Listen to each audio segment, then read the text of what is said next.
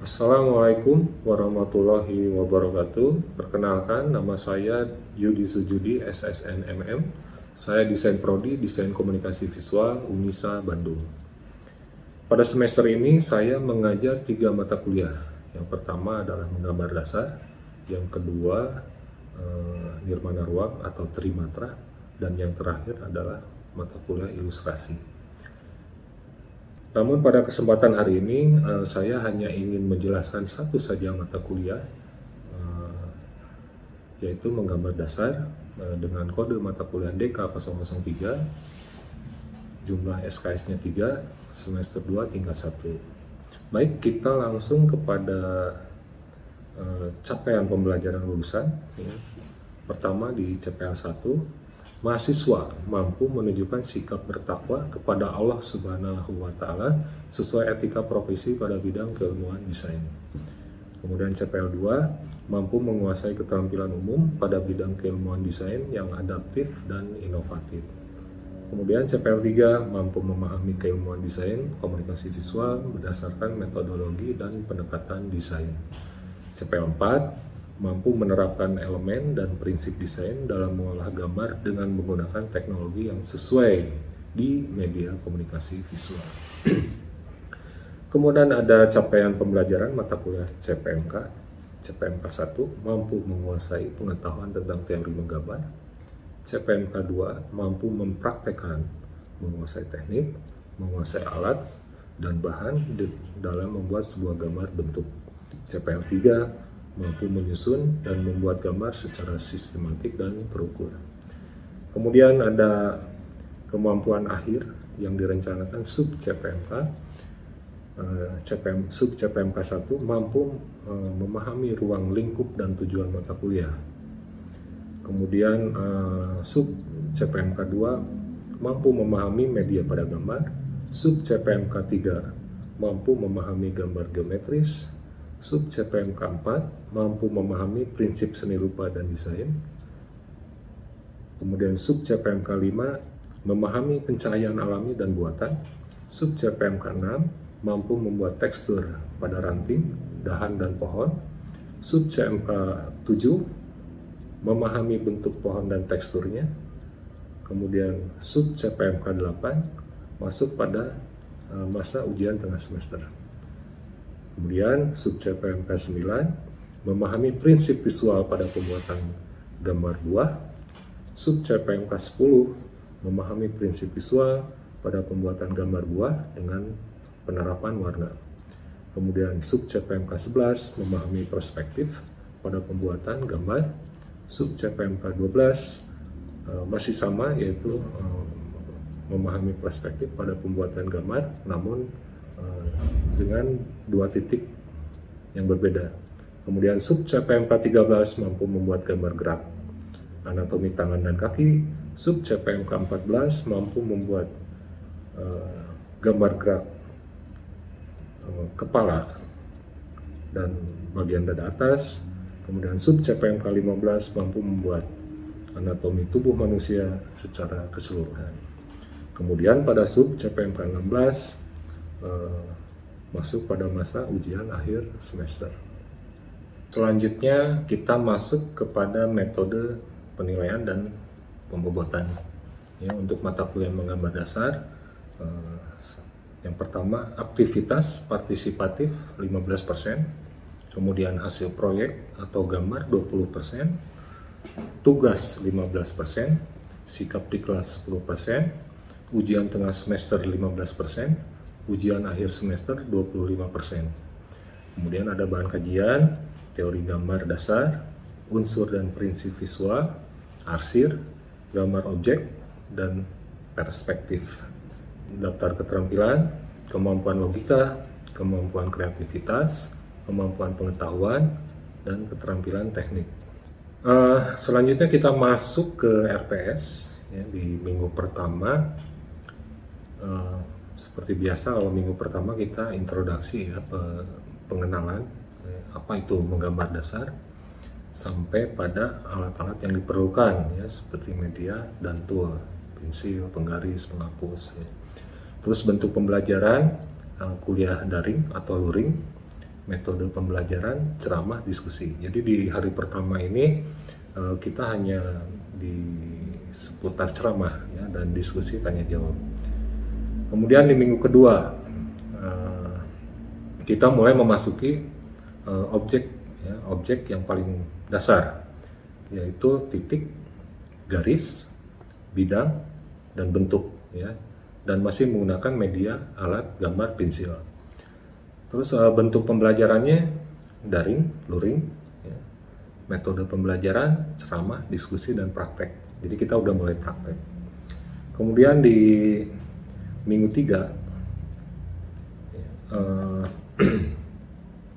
kita sudah mulai masuk pada komposisi arsir objek. Jadi benda yang dasar juga ya. Jadi objeknya dasar sekali. Terus bentuk pembelajarannya daring dan luring. Terus metode pembelajaran ceramah, diskusi, dan praktek. Minggu keempat masih komposisi arsir objek, namun objeknya sudah mulai jelas ya. Misalnya bentuk basic silinder ya. Kalau di pertemuan 3 tadi misalnya yang kita gambar adalah silinder ya.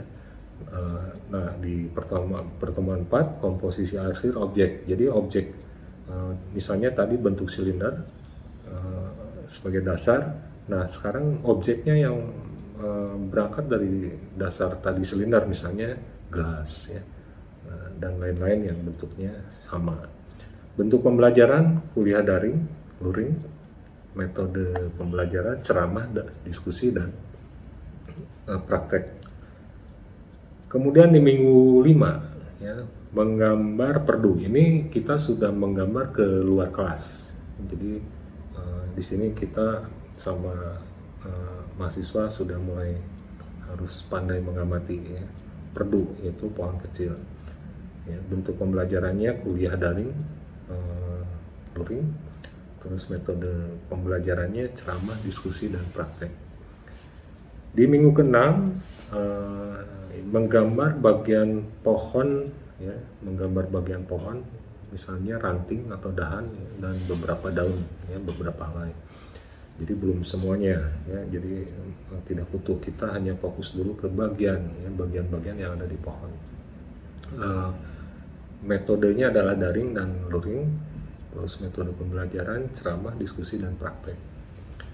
Di minggu ke-7 menggambar pohon secara keseluruhan ya, jadi satu pohon ya. Biasanya pohon yang sama dikomposisi ya, atau pohon yang berbeda ya. Bentuk pembelajarannya kuliah daring dan luring, metode pembelajaran ceramah, diskusi, dan praktek. Di minggu ke-9 ya, menggambar komposisi buah-buahan dalam keranjang dengan pewarnaan ya. Jadi ini biasanya kita menggambar buahnya, buah asli ya, lalu kita berikan efek misalnya percikan air ya, itu untuk memberikan vibrasi suasana pada semua gambar ya. Nah bentuk pembelajarannya adalah kuliah daring dan luring. Terus metode pembelajarannya ceramah, diskusi, dan praktek.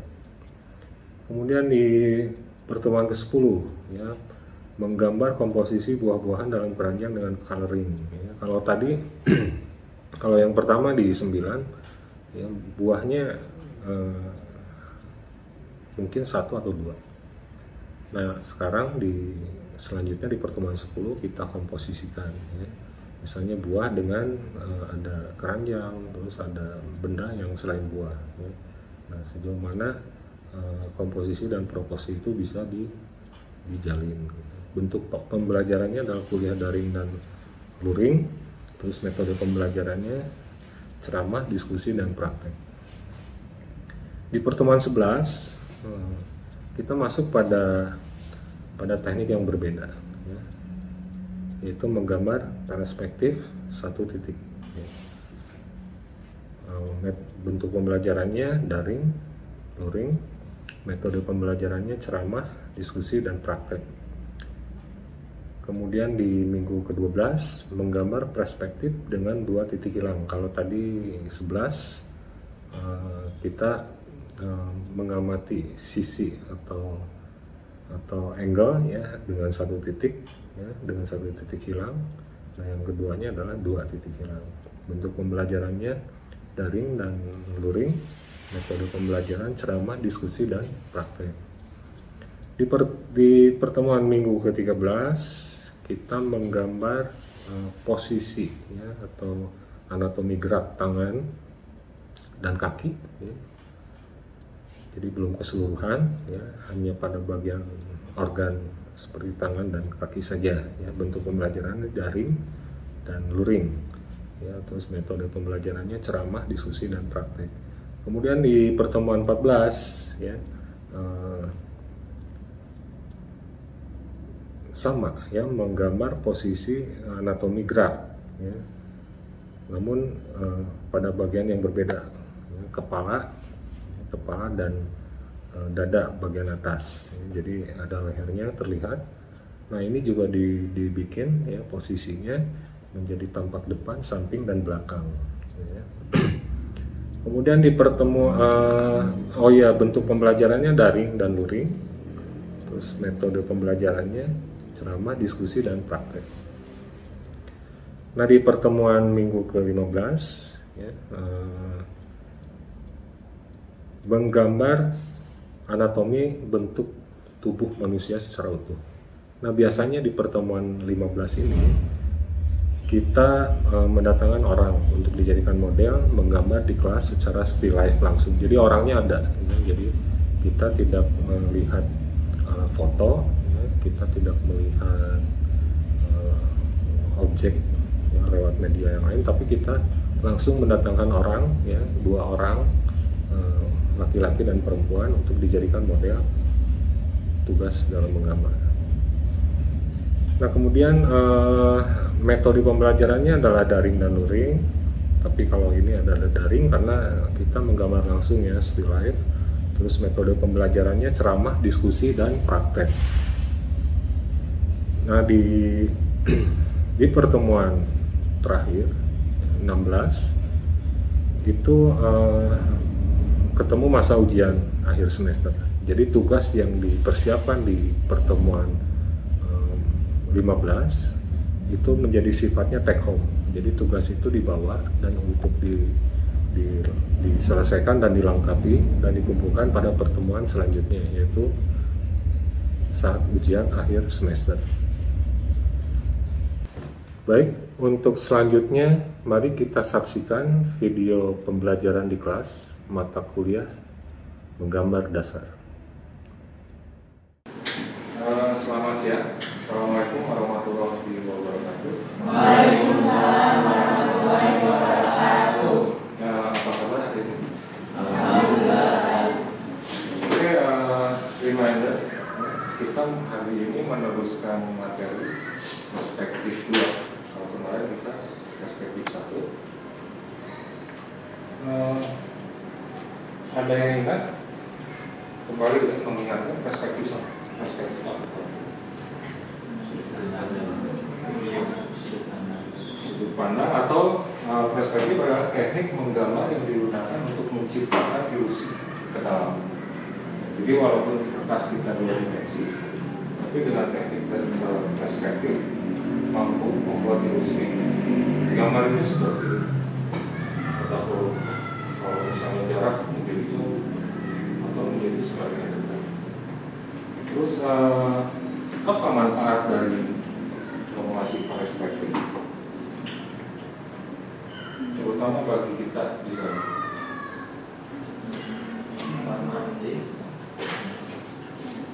Menciptakan gambar lebih profesional.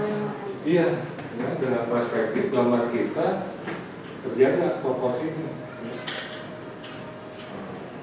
Ingat di perspektif 1 titik metode hitungan, kita berpatokan pada tinggi 2 dibagi berapa? 3 ya. Sebetulnya bisa 4, bisa 5, tapi kita ambil ukuran dibagi 3, misalnya satu potongan itu 1 meter. Dari situ kita bisa memproporsikan kalau di ruangan itu adalah gitu. Nah lalu perspektif 2 gimana? Ya sama, secara prinsip sama, hanya yang menggunakan dengan satu titik. Kalau dua menjadi dua titik. Jadi berbeda, yang satu hanya satu arah. Seperti kalau saya berdiri di sini, saya membuat dinding di depan, jadi cuma satu. Tapi kalau dua, yang saya ekspos menjadi dua satu dinding, begitu ya. Tapi secara teori seperti mudah mengatakan, tapi pada prakteknya kita masih menemukan kesulitan. Padahal perjalanannya ketika menggambar satu titik, kita dipusatkan ke sini untuk menarik ekstrim ke depan. Kalau dua juga sama. Tidak ada yang mengarang setelah membuat oh ini gimana? Dia sudutnya bebas, itu nggak bisa. Baik, saya akan memberikan contoh. Di sini kita mempunyai perspektif dua pikiran, dari sini satu, dari sini satu. Dan perspektif dua titik itu umum sekali digunakan oleh kita di seni atau desainer. Untuk jurusan DKV, nah kalau contoh seperti ini, ya, di sini ada sesuatu pun untuk apa penjelasannya?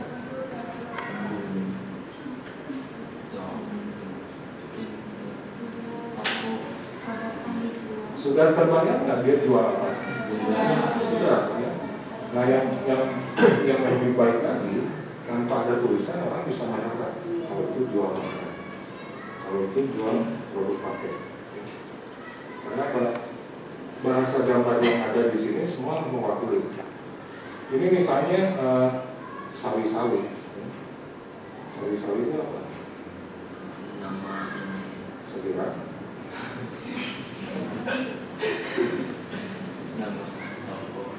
Ada ya, dia nama kalau butuh. Ini diperjelas dengan di sini ada banner.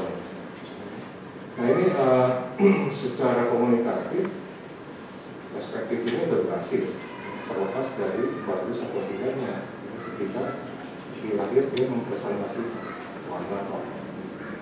Tapi orang awam langsung tahu ini dua. Nah terus ada lagi burger lagi. Di sini banyak dia tampilin. Tapi kita kembali ke perspektif. Nah ini dua titik. Ini sudah cukup baik dari segi teknis. Ya, kenapa di DKV saya lebih menekankan ya, perspektifnya ke boot, karena memang nanti Anda luarannya akan berkecimpung di dunia branding.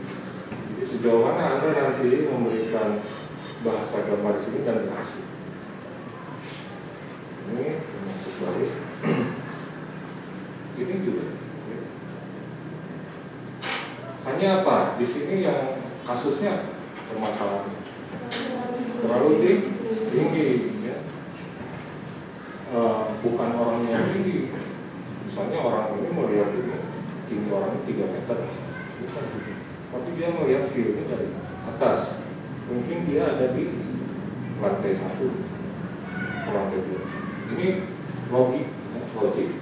Jadi ketika Anda melihat objek, Anda melihat di bawah ke atas, atau Anda sejajar dengan objek, atau Anda ada di sebuah pelataran misalnya, Anda ada di belakang, Anda melihat logik.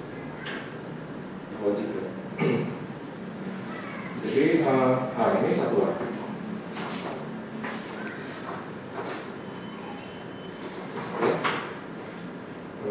Saya bingung ini filmnya. Nah ini secara teknik baik dan dia berani mau rumit-rumit. Padahal yang saya minta hanya perspektif butuh saja. Ya.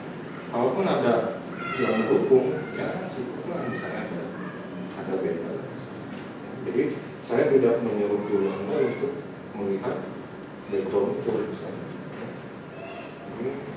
Ini nanti di ilustrasi ada mata kuliah ilustrasi. Karena di sini saya belum meminta Anda membangun suasana. Dulu saya hanya ingin Anda balik dulu di teknik perspektif, lalu apa yang objek yang saya suka adalah sebuah objek. Di sini Anda sudah harus bisa melengkapi. Nah, sebelum saya lanjut ada pertanyaan?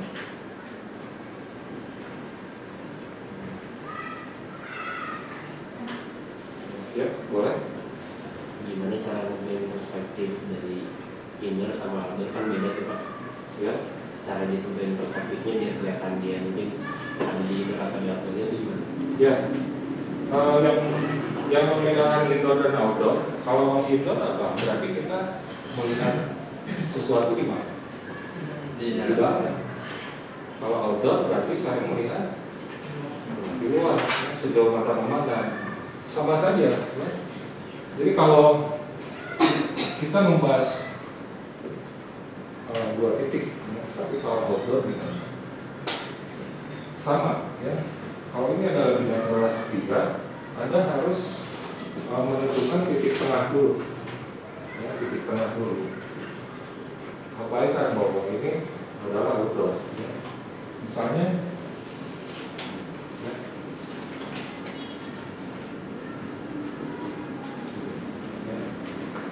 Nah, misalnya ini gedung.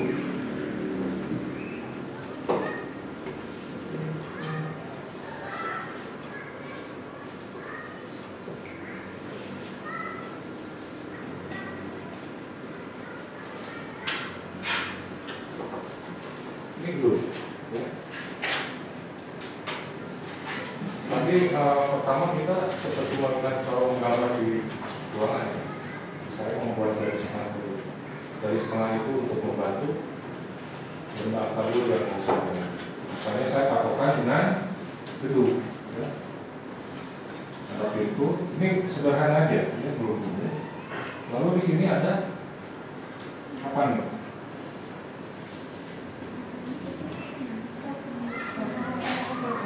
Jalan. Ya. Lalu di sini misalnya saya membuat pohon. Pohon ini kan kalau semakin jauh membesar ikuti dari sini. Ya. Bahkan pohon bisa aja yang belum lebih tinggi bisa. Ya. Misalnya ini begini. Berarti dia lebih tua duluan, ya, tumbuh duluan. Ya. Tapi secara prinsip perspektif satu titik hilang dan 2 dia akan semakin kecil. Ya. Terus di sini nanti ada apa aja? Misalnya di sini ada mobil, ya. Sampai ke mobilnya ada juga harus bebas. Misalnya, ini saya nggak kasih ini dulu ya.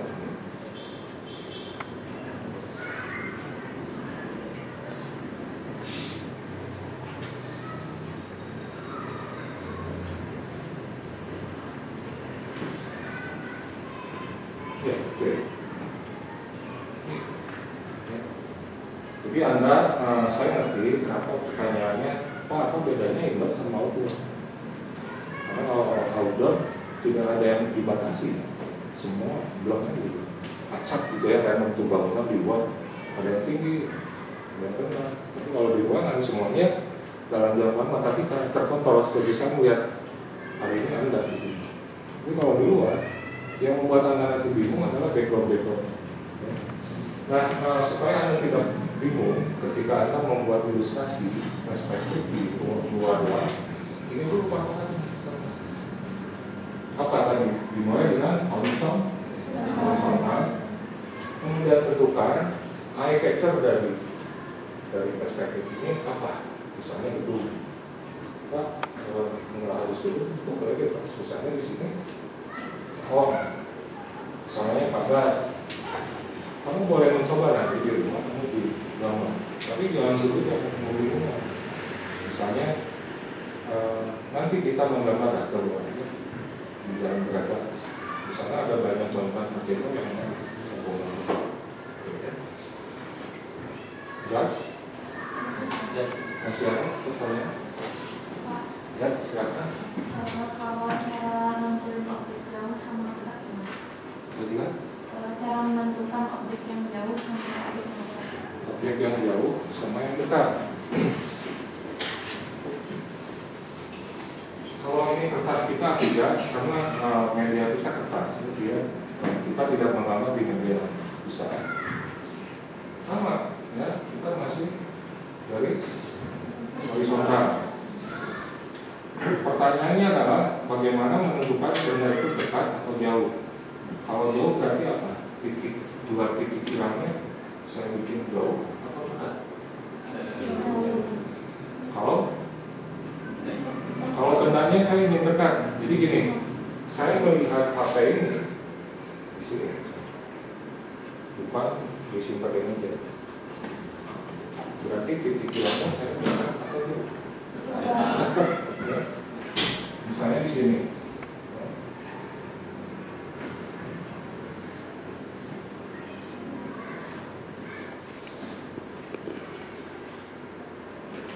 Cuma filmnya jadi ekstrim karena bendanya kita dengan mata. Tapi ketika benda ini jauh, saya kasih titiknya di luar kertas. Jadi saya memberikan contoh yang paling dekat sama yang paling jauh, ya. Sisanya kamu beratur. Misalnya ini jangan lupa garis tengah.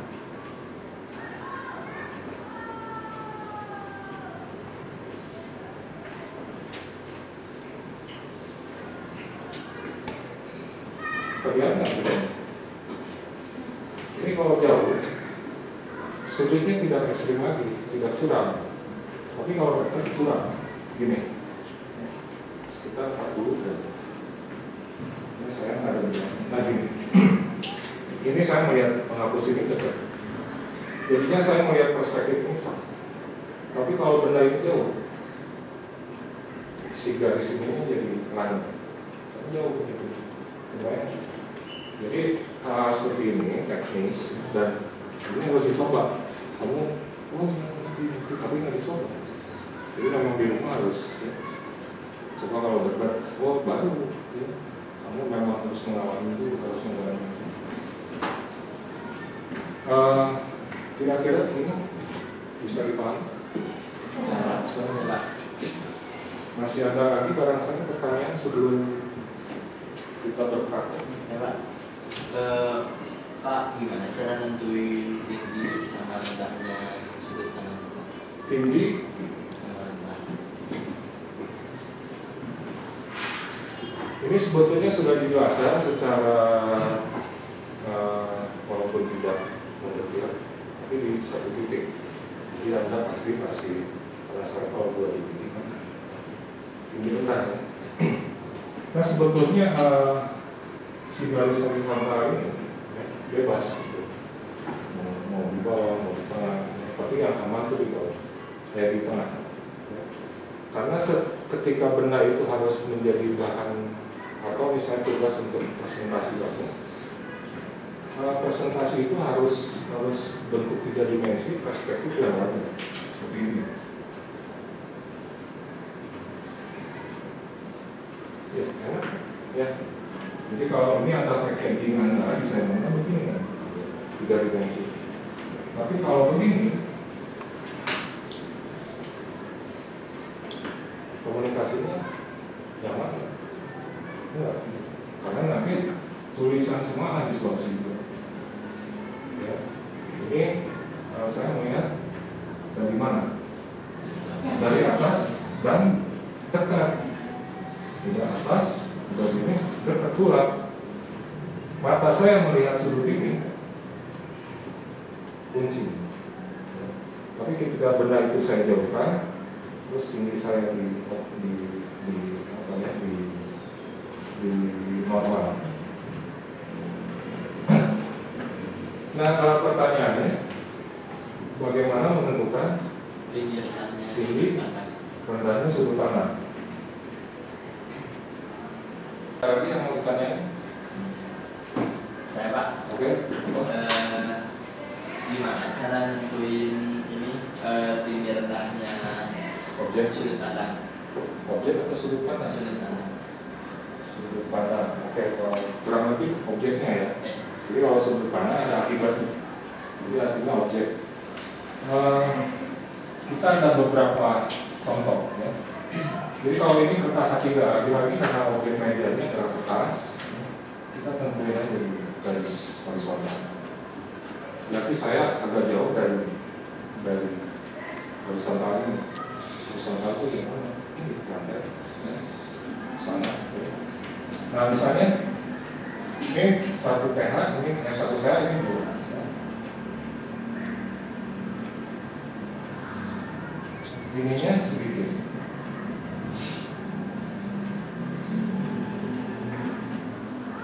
Pertanyaannya adalah Anda berada sejajar atau ada dia bertiga? Lebih rendah. lebih rendah. Iya, Anda melihat sesuatu yang lebih besar? Ya. Ya. Nah ini. Yang kedua,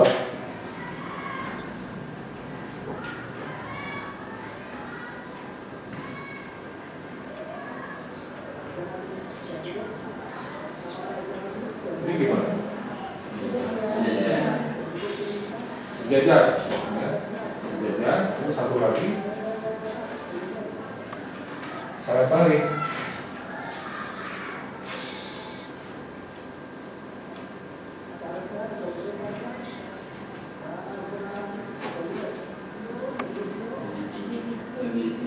Anda lebih tinggi, gitu, ya. Jadi bukan badan Anda yang fleksibel, nggak ada nahan. Jadi kalau di kenyataannya, ya, ketika Anda mengamati benda, Anda berada di atas bendanya, sejajar, atau ketika Anda di permukaan yang lebih rendah, atau posisi tubuh kita duduk atau jongkok, ya. Duduk saya melihat benda, itu jadi sejajar, ya. Karena mata kita ada di tubuh orang atas, kecuali matanya ada 1, 2. Baik, kalau tidak ada lagi pertanyaan, kita lanjut cekak. Siapkan alat gambarnya, tas, dan masih kecil. Nanti kita sisihkan. Oke?